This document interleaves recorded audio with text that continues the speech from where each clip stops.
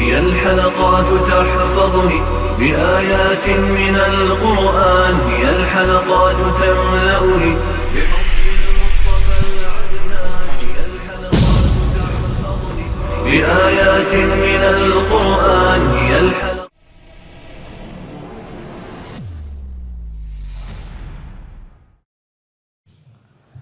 सूरतुल बकरा आयत नंबर 83। अऊज़ु बिल्लाहि मिनश शैतानिर रजीम। बिस्मिल्लाहिर रहमानिर रहीम। वइज़ अख़ज़ना मीसाक़ बनी इस्राईल ला तअबुदून इल्लल्लाह वबिलवालिदैनि इहसाना वज़िल क़ुर्बा वल्यतामा वल्मसाकीन वक़ूलू लिन्नासि हुस्ना वअक़ीमुस्सलात वआतुज़्ज़कात थुम्म तवल्लैतुम इल्ला क़लीलन मिनकुम वअन्तुम मुअरिज़ून। वइज़ अख़ज़ना मीसाक़कुम ला तस्फ़िकून दिमाअकुम वला तुख़रिजून अन्फ़ुसकुम मिन दियारिकुम थुम्म अक़ररतुम वअन्तुम तशहदून। ثم أنتم هؤلاء تقتلون أنفسكم وتخرجون فريقا منكم من ديارهم تظاهرون عليهم بالإثم والعدوان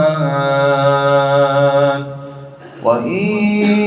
يأتوكم أسارى تفادوهم وهو محرم عليكم إخراجهم أفتؤمنون ببعض الكتاب وتكفرون ببعض فما جزاء من يفعل ذلك منكم إلا خزي في الحياة الدنيا ويوم القيامة يردون إلى أشد العذاب وما الله بغافل عما تعملون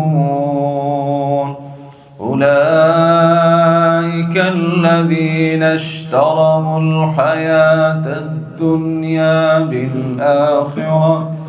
فلا يخفف عنهم العذاب ولا هم ينصرون।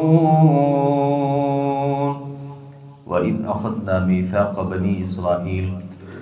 और जब हमने बनी इसराईल से पुख्ता वादा लिया,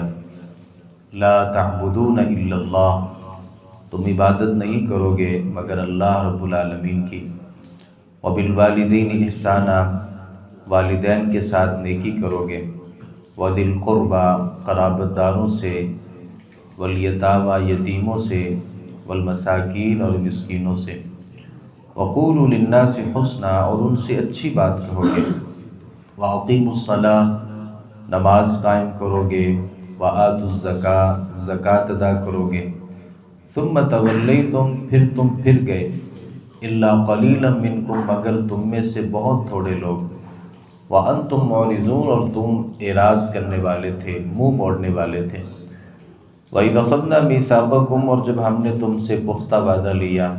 لا تسفکون دماءکم، تم اپنے خون نہیں بہاؤ گے،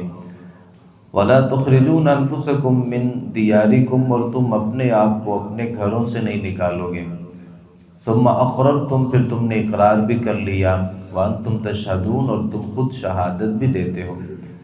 ثم انتم ہؤلاء، پھر تم ہی وہ لوگ ہو، تقتلون انفسکم، تم نے اپنے آپ کو قتل بھی کیا، وتخرجون فریقا منکم من دیارہم،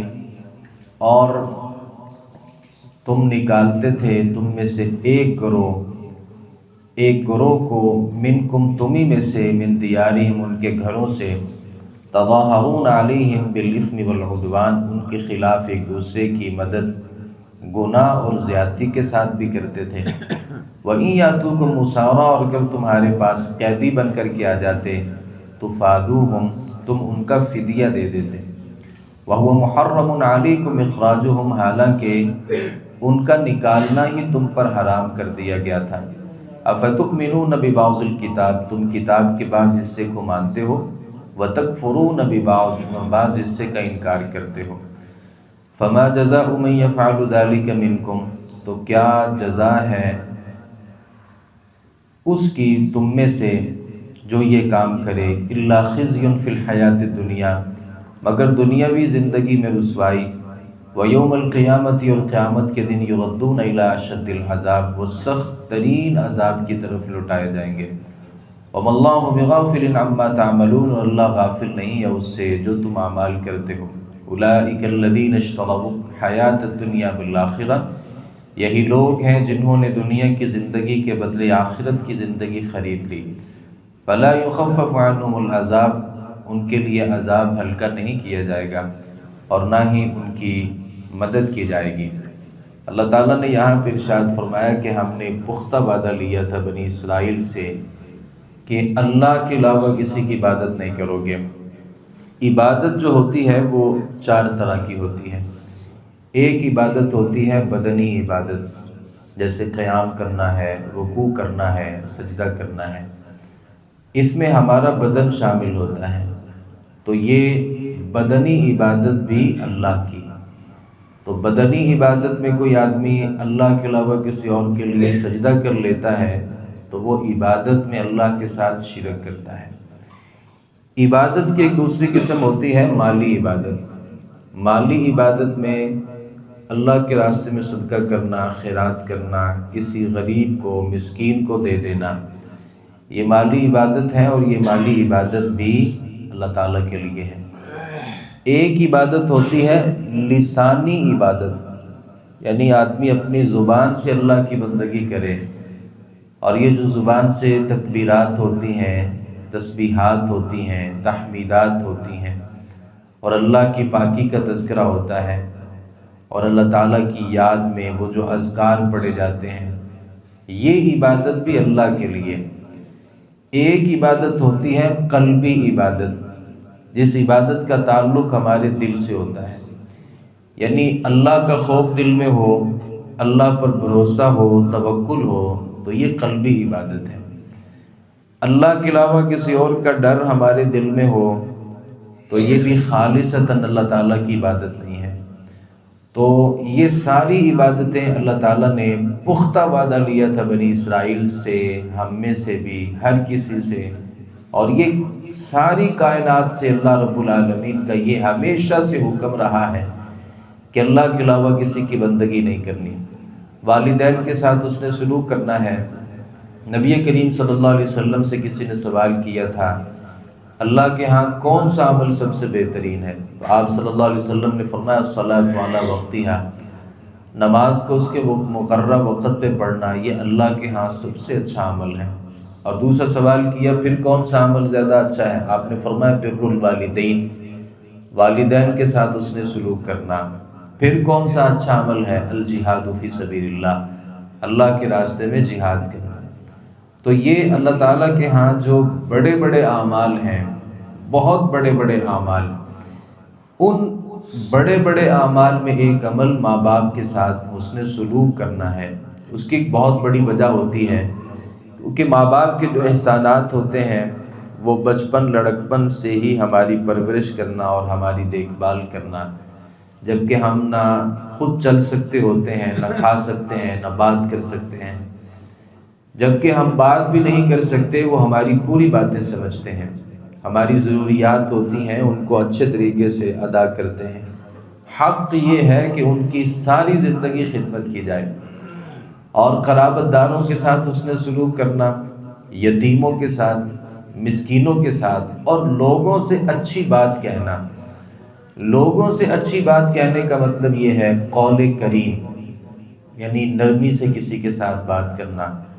اور ایسی بات کرنا جس میں کسی کی دل آزاری نہ ہو، ایسی بات کرنا جس سے کسی کی حد کے عزت نہ ہو، ایسی بات کرنا جس میں بڑا ہونے کی حیثیت سے آپ چھوٹے کے اوپر شفقت کر رہے ہیں،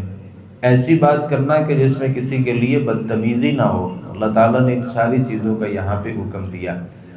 نماز بھی قائم کرنی ہے، زکوٰۃ بھی ادا کرنی ہے۔ اللہ تعالیٰ فرماتے ہیں اس وعدے کے بعد آپ سب لوگ پھر گئے، مگر بہت تھوڑے تھے جو اپنے اللہ سے کیے ہوئے اس وعدے کے اوپر پورے رہے۔ اللہ تعالیٰ نے ایک اور بات یاد کروائی، اِذْ أَخَذْنَا مِيثَاقَكُمْ لَا تَسْفِكُونَ دِمَاءَكُمْ۔ اللہ تعالیٰ نے کہا کہ ہم نے تم سے ایک وعدہ لیا تھا کہ تم ایک دوسرے کا خون نہیں بہاؤ گے، ایک دوسرے کو اپنے گھروں سے نہیں نکالو گے۔ اپنے گھروں سے نکالنے کا مطلب یہ ہے کوئی آدمی اپنے آپ کو اپنے گھر سے تو نہیں نکالتا، کسی کو ہی اب اس کے گھر سے نکالتا ہے۔ تو اللہ تعالیٰ کے ہاں چونکہ سارے لوگ ایک جسم کی مانند ہیں، جیسا کہ نبی صلی اللہ علیہ وسلم نے فرمایا کہ مسلمان جو ہے نا وہ ایک جسم کی مانند ہیں، تو کوئی آدمی اگر اپنے کسی رشتہ دار کو، اپنے کسی دوست کو اس کے گھر سے نکالتا ہے، اسے قتل کرتا ہے، بے گھر کر دیتا ہے، گویا اس نے اپنے آپ کو اپنے گھر سے نکالا اور اپنے آپ کو بے گھر کر دیا۔ تو اللہ تعالیٰ نے پہلا وعدہ یہ لیا کہ قتل نہیں کرنا، دوسرا وعدہ یہ لیا کہ گھروں سے نہیں نکالنا، اور تیسرا وعدہ یہ لیا کہ ایک دوسرے کے خلاف ایک دوسرے کی مدد نہیں کرنی، یعنی کوئی کسی کے اوپر ظلم کر رہا ہو تو آپ نے پھر اس کے ساتھ مل کے اس کے اوپر ظلم نہیں کرنا، اور چوتھا وعدہ لیا کہ آپ اگر کوئی آپ میں سے قیدی ہو جائے تو آپ نے اس کا فدیہ ادا کر کے ان کو آزاد کروانا ہے۔ اللہ تعالیٰ نے یہ 4 وعدے اہل کتاب سے لیے۔ تفصیل یہ ہے کہ مدینہ منورہ کے قریب کچھ قبیلے تھے جس میں بنو قینقاع تھا، بنو نذیر تھا اور بنو قریظہ تھا، اور ان میں اوس اور خزرج کی جو لڑائیاں تھیں یہ لڑائیاں بڑی عروج پر تھیں۔ تو اہل کتاب یہ کرتے کیا تھے، ایک دوسرے کے ساتھ مل کے پہلے اپنے یہودی بھائیوں کو قتل کرتے، پھر کیا کرتے ان کو ان کے گھروں سے نکالتے، اور طاقتور کے ساتھ مل کر کے کمزوروں کے اوپر ظلم ڈھاتے۔ اگر وہ لڑائی ختم ہو جاتی تو جو قیدی ہو جاتے تھے تو فدیہ دے کے ان کو چھڑا لیتے، اور آپس میں کیا کہتے کہ بھائی اللہ نے ہمارے اوپر آپ کو چھڑانا فرض قرار دے دیا ہے، اور آپ کا فدیہ دینا یہ اللہ نے ہمارے اوپر فرض کیا ہے۔ تو اللہ رب العالمین نے اہل کتاب سے کہا فَتُؤْمِنُونَ بِبَعْضِ الْكِتَابِ وَتَكْفُرُونَ بِبَعْضِ، کتاب اللہ کے بعض حصے کو مانتے ہو، بعض کا انکار کرتے ہو، جبکہ اللہ نے قتل کرنا بھی تمہارے لیے حرام لکھا تھا، جبکہ تم نے قتل کیا۔ اللہ نے گھروں سے نکالنا بھی حرام کیا تھا، تم نے لوگوں کو گھروں سے بھی نکالا۔ اپنے حلیف قبیلوں کے ساتھ مل کر کے تم نے مظالم ڈھائے، ان کی مدد کی، اللہ نے یہ بھی حرام کیا تھا، لیکن ان کو یہ تینوں احکامات بھول جاتے تھے۔ یہ یاد رہتا تھا کہ اللہ نے کہا کہ قیدیوں کو چھڑانا ہے، اور وہ قیدیوں کو چھڑا لیتے۔ تو اللہ تعالیٰ نے یہاں پہ کہا کہ بھائی اللہ کی بعض کتاب کی بعض حصوں کو ماننا، بعض کا انکار کرنا، یہ تو دنیا آخرت میں رسوائی کا ذریعہ ہے۔ اور ایسا ہی کچھ ہمارے مسلمانوں نے بھی کیا کہ دین کے کچھ کاموں کو لے لیا، کچھ کاموں کو اپنی زندگی میں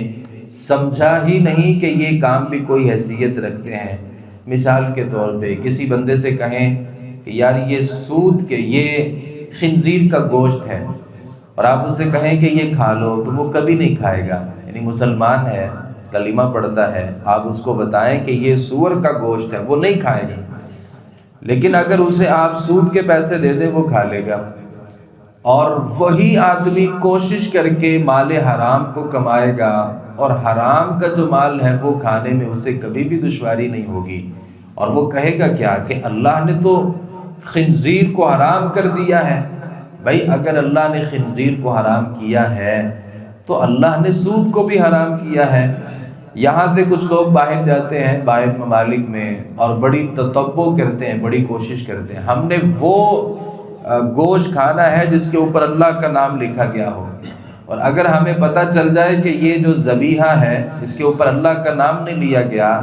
یا یہ کوئی اور حرام گوشت ہے تو ہم کبھی نہیں کھائیں گے۔ لیکن اس کے ساتھ ساتھ اللہ کے جو باقی حرام کردہ کام ہیں ہم نے کبھی بھی ان میں غور و فکر نہیں کیا، اور کبھی بھی ہم نے کہا کہ شراب حرام ہے اور ہم نے شراب کو حرام مانا بھی، لیکن ناموں کو تبدیل کر کے ہم نے اسی شراب کا استعمال کیا اور ہم نے یہ سمجھا کہ یہ تو ہمارے لیے بالکل صحیح ہے۔ شادی کا موقع ہوتا ہے، جیسے ہی وہ حق مہر لکھنے کی بات ہوتی ہے تو کہا جاتا ہے کہ شرعی جو حق مہر ہے نا وہ لکھ لیں۔ اب ہم سوال یہ کرتے ہیں کیا باقی جو کام آپ نے کیے، وہ جو ڈھولکی کی رسم کی، وہ آپ نے جو مہندی کی رسم کی، وہ جو دودھ پلائی کی آپ کی رسم ہوئی، وہ جوتا چھپانے کی جو رسم ہوئی، کیا یہاں آپ کو شریعت یاد رہی؟ ایک مسئلے میں شریعت یاد ہو جاتی ہے اور باقی چیزوں میں ہم یکسر ان کو بھلا دیتے ہیں۔ تو یہ اہل کتاب کا وتیرہ تھا کہ وہ شریعت کے کچھ کاموں کو مانتے تھے، کچھ کاموں کو نہیں مانتے تھے۔ تو بھائی ہم نے اپنی زندگی میں یہ دیکھنا ہے کہ میری زندگی میں ایسا تو نہیں ہے کہ میں شریعت کے بعض کاموں کو مانتا ہوں، ایک نماز تو بڑی باقاعدگی سے پڑھتا ہوں لیکن باقی ساری نمازیں چھوڑ دیتا ہوں، یا ان میں وہ میری دلچسپی نہیں ہوتی جو کسی ایک آدھی نماز میں ہوتی ہے۔ تو ہمیں اپنی زندگی میں اہل کتاب کی یہ جو ایک روش تھی جس کے بارے میں اللہ رب العالمین نے فرمایا کہ تم کتاب اللہ کے کچھ حصوں کو مانتے ہو، کچھ کا انکار کر دیتے ہو، فما جزاء من يفعل ذلك منكم الا خزي في الحیات الدنیا۔ کسی بندے سے کہیں کہ بھائی آپ قبلے کی طرف ٹانگیں کر لیں تو وہ اس کو اپنے لیے بے ادبی سمجھے گا، یعنی ہم بھی یہ نہیں کہتے کہ آپ ٹانگیں کر لیں، لیکن اس کے بارے میں بہت فکر ہوگی کہ بھائی جو ٹانگیں ہیں نا وہ قبلے کی طرف نہیں ہونی چاہیے۔ وہی بندہ نماز چھوڑ دیتا ہے، اسے کوئی فکر نہیں ہوتی، نماز چھوڑ دیتا ہے اسے کوئی فکر نہیں ہوتی، لیکن اس بات پہ بڑی فکر ہے، بہت فکر ہے کہ بھائی ٹانگوں کو قبلے رخ نہیں کرنا، وہ اپنی پشت قبلے کی طرف نہیں کرتا، اتنا احترام ہے، اور دوسری طرف اتنی بدعہدی ہے کہ نماز کے قریب نہیں آتا۔ میں نے اکثر ایسی باتیں ذکر کی کہ مسواک کرنے میں اسے یہ ہوتا ہے کہ ایک بالشت کم از کم ہونی چاہیے، اور داڑھی رکھنے میں 1 انچ بھی برداشت نہیں کرتا یہاں پہ، اور اس کو مکمل ہی اس کی صفائی کر دیتا ہے، اور جبکہ وہاں کوئی ضروری بات بھی نہیں تھی اور یہاں ایک ضروری بات بھی ہے۔ تو یہ ساری جو روش ہے یہ اہل کتاب یہودیوں کی تھی۔ اللہ تعالیٰ نے ان کے بارے میں کہا کہ جو بندہ یہ کرے گا دنیا میں بھی اس کو رسوائی ملے گی، آخرت میں بھی اس کے لیے رسوائی ہوگی، اور بدترین قسم کا عذاب ہوگا۔ فَمَا اللَّهُ بِغَافِلٍ عَمَّا تَعْمَلُونَ۔ اللہ تعالیٰ فرماتے ہیں جو بھی تم کام کرتے ہو نا یہ نہ سمجھو کہ اللہ اس کو دیکھ نہیں رہا، اللہ تو اندھیری رات میں کالے پتھر میں جو ایک کالی چیونٹی ہے اور اس سے بھی جو چھوٹا جانور ہے اللہ اس کو بھی دیکھ رہا ہے، اور وہ سمندر کی گہرائیوں میں ہے یا پانی کے اوپر ہے یا خشکی کے اوپر ہے یا آسمان اور زمین کے درمیان موجود ہے یا آسمانوں کی کسی جگہ پر وہ چھپی ہوئی چیز ہے، اللہ تعالیٰ سے کوئی چیز مخفی نہیں ہے۔ اولئک الذین اشتروا الحیاۃ الدنیا بالآخرہ، یہ لوگ ہیں جو آخرت کے بدلے دنیاوی زندگی کو خریدتے ہیں اور دنیاوی زندگی کو ترجیح دیتے ہیں۔ لا یخفف عنہم العذاب، قیامت کے دن ان کے لیے عذاب میں کوئی تخفیف نہیں ہوگی، ولا هم ینصرون، اور نہ ہی ان کی مدد کی جائے گی، کوئی ان کی مدد کرنے کے لیے نہیں آئے گا۔ اللہ تعالیٰ سے دعا ہے صحیح معنوں میں قرآن مجید کو سمجھنے، اس پر عمل پیرا ہونے کی توفیق عطا فرمائے۔ وما علینا الا البلاغ المبین۔